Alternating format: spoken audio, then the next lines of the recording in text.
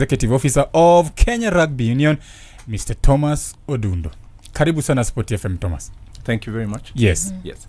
I don't know where to... let's start with the HSB series, the 7 series, because this is what Kenyans are waiting for to watch during the Valentine's weekend. Mm-hmm. First of all, on this show, Yes. we've coined it to be a Valentine's day out, really. Okay. Because if most people always plan to go for the Lovers' Day weekend, let's say Diani, whatever place. But this time round, we're saying it should be a rugby day out. Okay. I don't know what's the Kenya Rugby Union doing in preparation for the HSB 7's Division 2 that is going to happen between 14th and 15th February this year. Okay. Thank you very much. Yeah. So the HSBC 7s has been split into 3 divisions. Yes. Division 1, Yeah. 2 and 3. Division 3 is taking place this weekend Yes. in Dubai. Yeah. Mhm. So based on that, we're expecting teams to qualify for Division 2. Yeah. Mhm. There are already 8 teams qualified, 4 men's teams Yeah. and 4 women's teams. Yeah. Kenya is playing in both sides, men and women. Yes. So as you're saying, Valentine's weekend, we're asking the whole country, let's Yes. come and show the players some love. Yeah. Let's show them what they mean to us, Mm. and let's try and push them to glory for the event. Yeah. The preparations are underway. The event was awarded to us officially on November 26th. Yes. Mhm. So we really didn't have too much time to actually hit the ground. Mm. We had put in the bid much earlier, Mm. and we had got tentative feedback at the beginning of November that yes, that we're going to host it, but we could only actually engage full gear once the announcement was done. Yeah. Mhm. So we really haven't had a break over Christmas because we've been trying to put everything in place. Yeah. Yeah. Key to the event, of course, is having a suitable match venue, Yeah. and then with adequate facilities for the team. Mm. And then that is why Nyayo National Stadium was selected. Mm. Mhm. In terms of capacity, we felt it was adequate because it's in between, let's say, what we've got at the RFUA ground Yeah. and let's say Kasarani Stadium, Yeah. Yes, yes. or the new stadium Yes. is being built up, and Talanta. that is as we try to get more and more people back watching the game of rugby. Mm. Yeah. Oh, brilliant. And of course, now, as you said, you're in preparations. You're doing a few preparations, and I'm just curious about some of the because you said it's Nyayo National Stadium. It's around 48 around 30. or 30. Let's say the 30,000. capacity is around 30, and of course, for it to be a good event, you have to attract. Yes. You have to bring in the fans. Yes. So I'm very curious just about some of the activities that maybe you are trying to do to make sure that on that day, on that weekend, Yeah. that stadium is packed. It brings that atmosphere because, as you said, just to support, of course, our own, but of course, again, to give the world, just to show the world what, of course, Kenya can offer. Okay. Yeah. So what the half the planning is done for us already. Yeah. Okay. Because the teams are coming. We'll have 12 teams. Yeah. Mm. We'll have them playing every day from around 9 a.m. to 4 p.m. Mm. Okay. So on ground entertainment, in stadium entertainment is basically taken care of by the teams which are playing. Mhm. Now what we're trying to do is create things around the event, Mm. because for instance I've said the games are from 9 till 5 p.m. Around 5 Yeah. p.m. Somebody sitting for all that time is a bit of a struggle. Yeah. Yeah. So we're putting together an entertainment package. We're talking to a sponsor for that. So we'll have an entertainment village, which will have an extensive food court. We're trying to curate the vendors Yeah. in such a way that there's a good experience for everybody. So there's something which will appeal to the taste of the different people. Mm. In addition to that, we're putting up a kiddie zone, a place Kids, where kids can play. yeah. Mm. Yeah. We're trying to work it a bit better in that maybe the parents don't have to sit with the kids. Yeah. Okay, so whoever is manning the kiddie zone will have binders. Your children are tagged and they're safe. And they're safe, and they can be taken care of for half an hour as you do something else. Yeah. Or something of the sort. Yeah. As much as we're calling it a kiddie zone, it is an entertainment play area, so it'll take care of kids from 6 maybe all the way up to 60, because it will have adult games as well there. Yeah. Those who are kids at heart. Yes, exactly. Yeah. Yeah. Then this begs the question: what, looking at because the Lionesses and of course the Shujaa are going to be in the Division 2, right? What's the target for both teams? The target for both teams is to qualify for Division 1. Yes. It's a bit of a lengthy process, but we're in it for the long haul. The Division 2 is a series of 3 legs. So we host the first leg. Yes. The second leg is in Montevideo, Uruguay. Yeah. And then the third leg is in Sao Paulo, Brazil. Yes. At the end of the 3 legs, the top 4 teams will join the teams in Division 1 into a championship playoff. So there'll be a 3-leg series which has 12 teams. So 8 in Division 1 and 4 from Division 2. At the end of that championship series, they'll divide them again into 8 and 4. So 8 now will be Division 1 and 4 Division 2. So our target is to get into that championship and fight to be in the top 8. And that is the target for both teams. Yes, and of course, this is sort of a new format that was introduced by World Rugby. And remember, it sort of affected Kenya. Kenya was, I think we finished 9th, and then we were relegated because of that, because of the new format. Yes. I would just love to hear your thoughts about the new format of World Rugby, and generally sevens in the world, as the world is continuing to evolve and improve. What do you think? Because we've seen a lot of teams are struggling with the sevens. Some countries have scrapped off their sevens team. They're trying to be just on the 15s. So I don't know what are your thoughts on that. It is interesting. We said the game of sevens changed in 2015 when it became an Olympic sport. So what it becoming an Olympic sport, it appealed to a broader range of athletes. There are people who maybe would not get to the World Cup in a 15-a-side team. Yes. But the Olympics gave them a target to qualify, play in the Olympics and win a medal. What that did in effect is it made the sevens game much more competitive, because more countries were interested in playing sevens. And they were able to get funding for their programs through the Olympic funding and government funding as well for the same. Now, moving forward 9 years later, I think what World Rugby has been struggling to sustain an expanded how do I put it, 7 series, because as you say, initially it was 16 and then 12 and then now 8. So it has kept reducing. Managing a sevens program is quite costly. The people who succeed in sevens have a full-time sevens program. So that means you've got players contracted, they're training year round, and you've got to provide for them year round. Now, if you're not in meaningful competition, then it becomes extremely costly to keep a sevens team training, and that's why you see many countries are changing their models. They're either scrapping it altogether. But even in terms of scrapping it altogether, we still expect them to come back to the Olympic qualifiers when the Olympic qualifiers are held. So it's a challenge. It's a challenge for us. Where we see it for us is it's an opportunity for us to be on the global stage. 15-a-side rugby, we're ranked very lowly. We've not been to the World Cup. But when you talk about sevens rugby, everybody knows Kenya sevens. They know our men, and they're getting to know our women as well.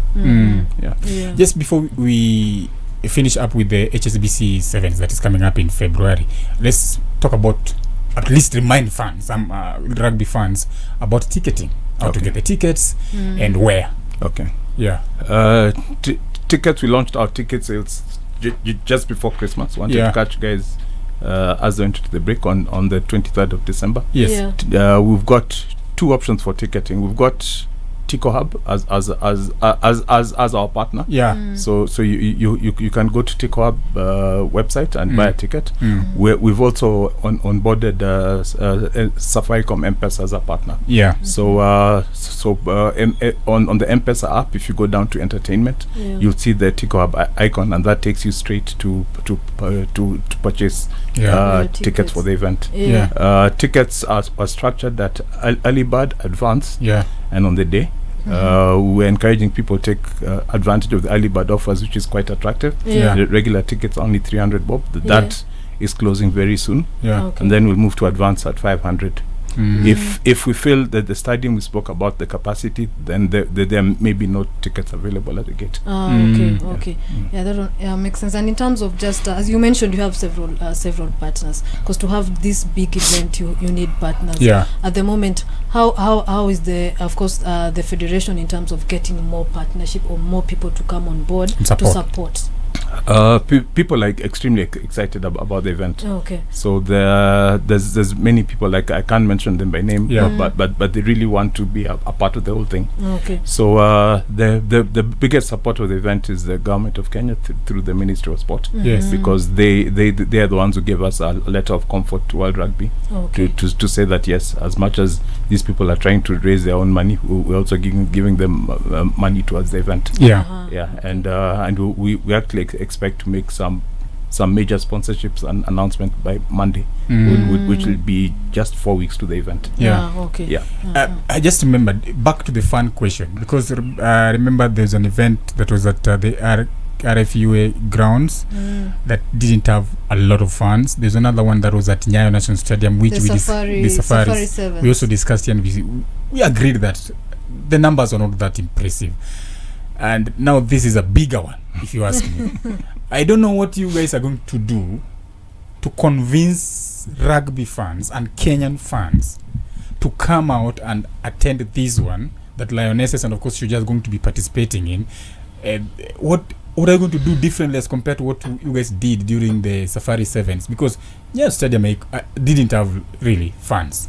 So step number one, we've made the pricing as attractive as possible. As we said, the early bird is on only 300 shillings for a regular ticket, and that has been ongoing for almost 4 weeks. So we encourage people to really take advantage of that. That's number one. And number two, yes, we also perhaps just need to educate people a bit more on what the game is about and what they're coming to see, and also on their on-ground experience. So that is something we're also taking up very actively from Monday. Just letting people know that this is rugby, this is what happens, and this is what you expect when you come to the ground. And as I said earlier, let's show love to our players. Part of maybe why maybe not that many fans are attracted to the game, maybe it's because they're not sure that they'll get high quality games throughout. But when we talk about top of the world, the other than the top 8, these are the next 6. So we're talking about teams in the top 14 of the world. So that should at least make a statement as to the quality of the games you expect over the 2 days. Just before Chep you come in, that begs the question then. I could be overthinking really, because when Kenya won the Sevens, that is in Singapore 2016, the Sevens had, we could say, point of attraction. I'm going to watch Colin Sinjera, I'm going to watch Amonde and even Humphrey. I don't know, is it that as it is structured at the moment, we don't have those players that can attract a fan can get out of the house and say, I'm going to watch this player? I think we do. Part of a big part of that attraction is maybe playing on the global stage, because everybody sees you, everybody knows you. When media does highlights, you feature in the highlights. And that maybe is the opportunity we've not had over the last 5 years or so. Beginning with our first relegation, we didn't really play at the top. And then we've gone back and dropped off a bit. So that recognition maybe is what is missing. We do have players who are very good players. I mean, if we talk about the men, Patrick Odongo is known globally. Kevin Wekesa is known globally. So they really are there, and there are a few others. But I'm mentioning those two because they even get called up to play for international invitational sides. So we actually have them. Maybe you're right. Maybe we need to speak more about them, and we need to just expose them more. Absolutely. And I just want to get into now the teams now. I just want to talk about the Lionesses a bit. I think in the last year or 2 years, we've seen the rise of the Lionesses in different tournaments. They've really done the best. They've carried this country a lot. And I'm just wondering what has changed in terms of just maybe the squads, and what of course is the plans of course for women rugby in general as a federation? For the Lionesses, I'll give all credit to the team themselves and the technical team. They've stayed the course. They've been faithful. They've believed in themselves more than anybody has believed in them. And that is what has caused the shift. If we talk of maybe let's say 2022, the Lionesses came 5th in Africa, in the Africa Sevens, yes. Which was really our lowest point, but just that they were able to pick themselves up, and now they're consistently number one, number two in Africa. Second, is big. So there is sacrifices they made, and we appreciate those sacrifices. They went for months with no allowances or no pay, but they're still stuck in and they continue to train. Many of them could have given up and then would not really be where we are today. So my call, as Joshua is saying, when we held the Africa Women's, not many people came out to support them. So we need as much support from them for them as much as we also support them, and in terms of funds, in terms of sponsors as well. And everything else. Absolutely. And talking about women, of course, on the aspect of safeguarding, because I think last year KRU suspended the Lionesses coach, that is Dennis Mwanja.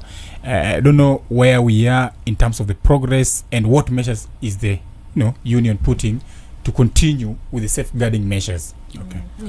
I wouldn't talk too much about that specific case, because the process is ongoing. Hopefully it's going to be concluded soon. Measures we're putting in place is more education, letting people know, and also insisting that people take responsibility for whatever actions that they take. Absolutely. And of course now it's preparations for of course for the teams, that is the Lionesses, Shujas. I think we've just read that Shujas have they are in South Africa for Shuja in South Africa. Yes. Can you just give us of course the lowdown about the preparation for the Shujas as well as the Lionesses? Okay, so the teams have trained actively since the Safari Sevens. There was a very short break for Shuja.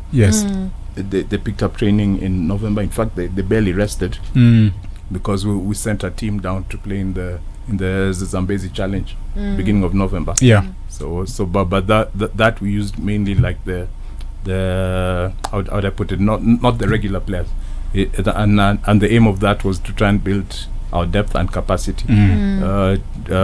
So they train continuously. The women continue training from Safari Sevens, because they had the Africa Women Sevens in the middle of November. They also just took a short break in December, but leading into December, but back training in December. From the beginning of the year, they've been actively training on our grounds. Part of what we feel is that sometimes, I mean, training against yourself is training against yourself. So there's nothing different that happens. There's nothing new that comes up. So that's when these opportunities came up to get the men's team down South Africa. They'll get an opportunity maybe to train against the South African team and a few other South African teams there as well. There's an opportunity for the women as well to go for a similar engagement in Spain. So they'll be traveling on the 26th of this month, and they'll have a joint camp, so to speak, with Spain and Belgium. Spain and Belgium will be back in Nairobi on the 14th of February. So, so it's a good opportunity for them to see what progress they've made. Absolutely. Still with just before we forget, we leave the women rugby. You were once a coach, now you're in the management side. You once sat on the technical bench. Right now you're sitting and making decisions, making sure that things run well. What are those barriers that you see still affect women sports, and also in this case rugby? We need more women playing the game. From an early level. Which is happening because the schools have taken up the rugby curriculum for both boys and girls. And then what we need more than ever is more coaches coaching players at that early level, and that is going to be a struggle. There's been an explosion as as we say, of girls playing rugby. Yes. But we're not sure of what coaching they're getting Yeah. at that level. And then with that explosion, Yeah. there's no uptake for them at senior levels. Yeah. We've got very few girls clubs at senior level. How we're trying to mitigate that challenge is possibly encourage universities to actively play rugby. They've taken up rugby Yeah. under the Kenya University Sports Association. Yeah. There is women's rugby, Mm. but if it's only at university level, you leave out maybe many good players who don't make it Yeah. to university, and Yeah. and they then don't get an outlet. Yeah. My appeal is the same. The people who support men's clubs also try and support our women's wing as well Yeah. into the game, and the game will grow. Mm. We've shown the potential we have, Yeah. Yeah. but that takes consistency and repetition. Yeah. Yeah. Consistency. Yeah. And numbers. And Yeah. Because when I'll tell you, our national team, if we lose 3 or 4 players, we usually struggle. So in case you get an injury to a key player, Yeah. then the game becomes much harder, because we've not built enough depth coming up. Yeah. Yeah. Yes, and just speaking of new ideas and new structures, from just recently, there's a proposal, of course, just to change sort of the format of the Kenya Cup. That is now where the teams will be divided into 2. That is tier 1, tier 2, and then of course there'll be relegation, promotion, and all that. So there's been sort of there are those who are for this, from the fans' perspective. There are those who are for. There are those who are really against it. Maybe just you can give us a breakdown of the thought process behind it, Yeah. and maybe why we would want to introduce this type of format. As it relates to the women's game. Kenya Cup. The gender for the men's. Okay. The men's, those are conversations which are being had. Okay. We've not had any of official the discussions on that. Yeah. Okay. I know it's a challenge with as you said, the teams at the top are too far ahead of the ones at the bottom, and how it can be bridged. Yeah. To some people it's a money issue, which might be true, but is it also a skills and a training issue? What maybe is clear is that the teams at the top are spending more time on training than the teams at the bottom, and hence the big gap. So that split conversation has not really happened, but the league structure is always under review. Yeah, so post the league, like now we've just started the league. I think we're on week 5 or week 6, so we still have almost 10 weeks to go. So that conversation will be had at a post-season review. Yeah. In fact, in regards to that, I think I saw a message here from our listener. I think it's called Philip Kinya. Amesema, a question to Dundo: this gulf in quality in Kenya Cup, and it keeps on growing by seasons, and Kenya Cup is on its knees about funds. What is KRU doing on both matters? The world is moving with 15s away from 7s, the way Chep was talking about. So it's an interesting question. It's not 100% in our hands. Yeah. But yes, there are conversations going on around that. Yeah. Part of what I mentioned, it being a resource issue, maybe can be mitigated by having a league sponsor, which might bring in some equalization, some level of equalization. So those conversations are ongoing, because then we can equip the lower clubs maybe to attract and retain equally good players. So that is a conversation which is ongoing. It is it does appear to be growing. Yeah. But the teams at the top, I think, are getting more evenly matched. So I think it's just a matter of trying to get the ones at the bottom. And I think it's not only a rugby problem, really, because I think even in football, the rich clubs continue getting rich and still keep on winning. Yeah.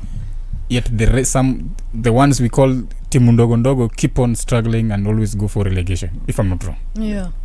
So if you check the teams at the top, maybe are the owned teams. The ones owned by corporates. Corporate teams. the listener is talking about funds. Yeah. Funds also get attracted to the top, because that's another way we try to encourage people to support your local team. Yeah. To support the team which is near you. Yeah. Maybe a team where your brother plays for, your sister plays for, and build the fan base around that, and that maybe is what can attract sponsors as well, because sponsors like seeing people on the ground and seeing numbers. And so the way to do that maybe is to grow it from club level, and as we go up. Yes. Yes. And maybe just on matters growth and development, in terms I just want to talk about rugby in terms of grassroots, maybe grassroots rugby, and maybe creating sort of a pipeline of players, because I think it's something maybe we struggled with when we had that very successful sevens team. Eventually the team evolved, players retired, players moved on, and for me personally, I usually think that maybe we didn't prepare in terms of these players will eventually leave, who are going to take those positions, so creating that pipeline. So I'm just curious about, of course, the plans as the union in terms of just talent and just that creating a pipeline of players, both for women and for men as well. Okay, so what you're talking about is a global problem. The very few people are actually able to maintain continuity for a prolonged period. Simply because of that, you lose players, you don't get the right quality coming up at the right time. What we're actively doing at the moment is we're getting a system in place where we're identifying the talent as young as possible.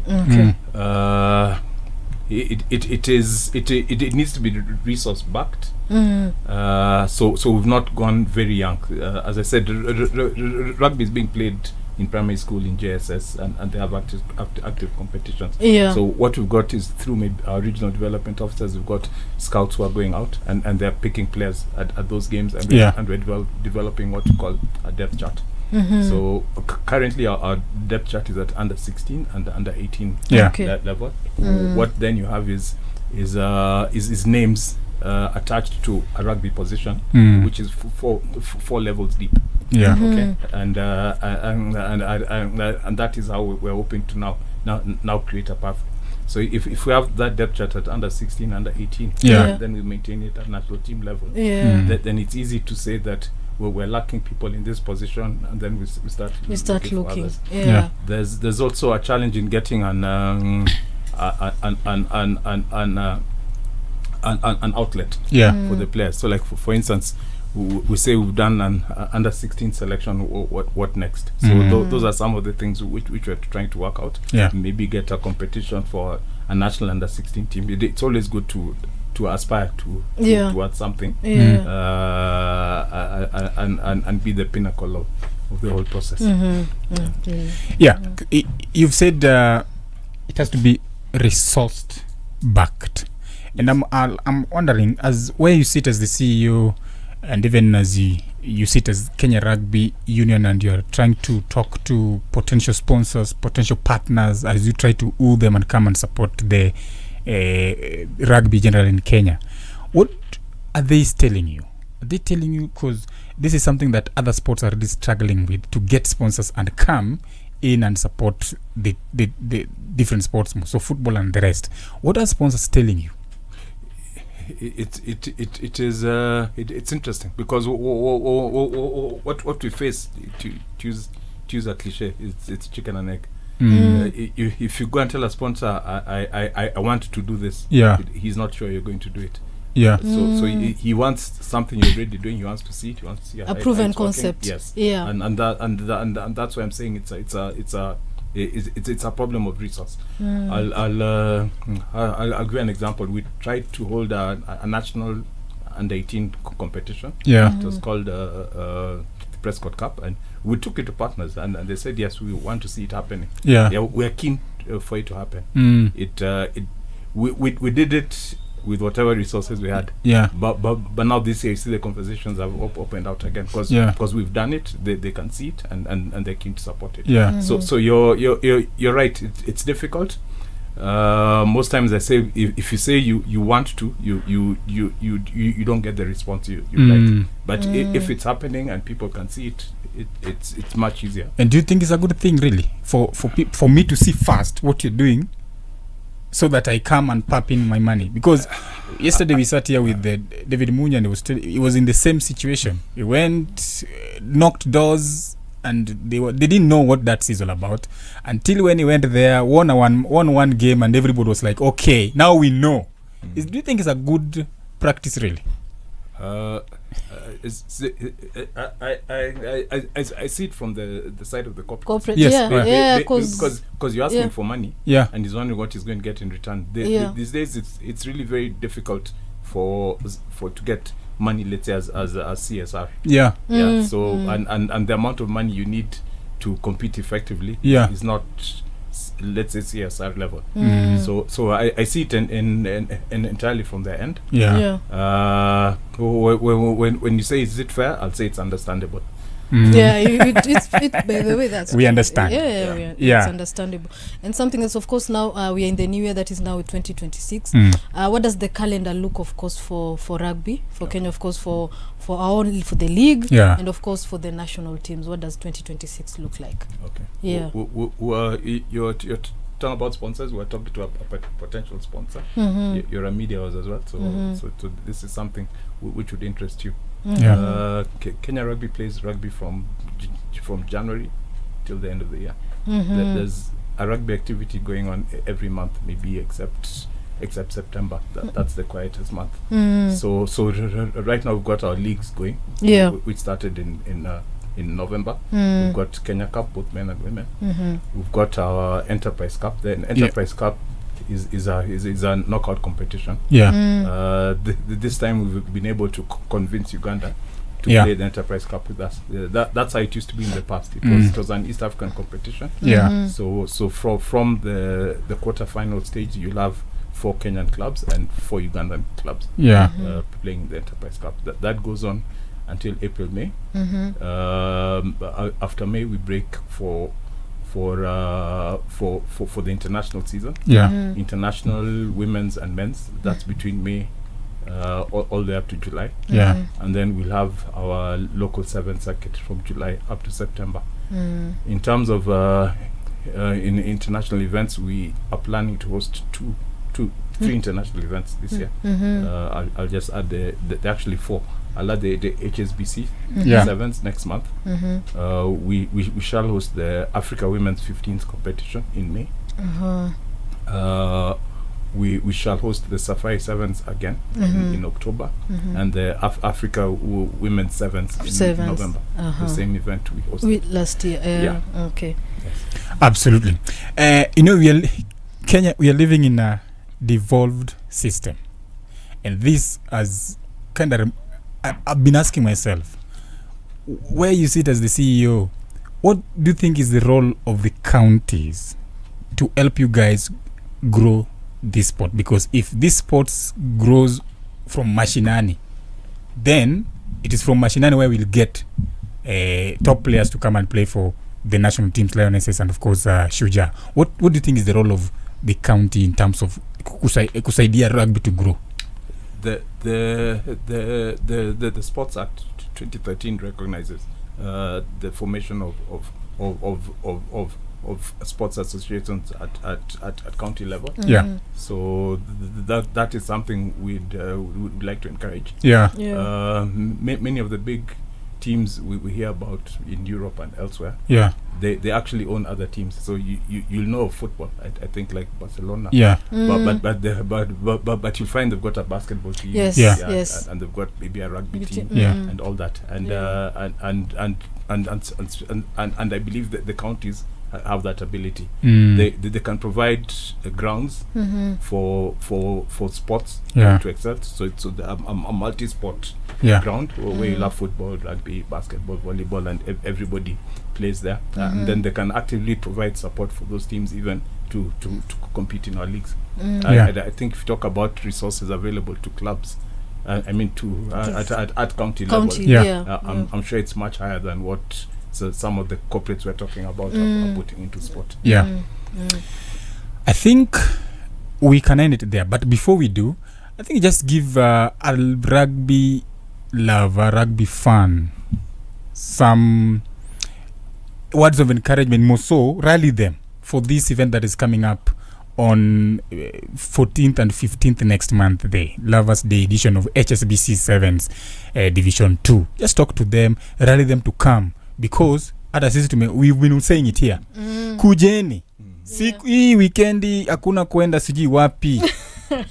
Hata chef nilishakwambia mipango yote ya 14th and 15th. Yeah, I told you I'm going ni for Nyayo National Stadium. I'm going for rugby. I told you from day one. Yeah, so that make that rally call of yes. Just remind our fans where they can get their tickets. Yeah. And also just tell them the venue. Okay. Yes, just rally them to come and support. Yeah. Okay. As part was marketing strategy. Yeah. Which we'll launch next week. We're encouraging group purchases. So we want you to come with your friends. Don't come alone. Come with your family. Come with your friends. In terms of entertainment, as I've said, the best rugby sevens in Africa basically will be on the pitch. You've got teams from all over the world. You've got teams from as far as Argentina and Samoa. So that's basically the whole world. So the rugby entertainment is there. Yeah. The village setup will be good. That I can assure you.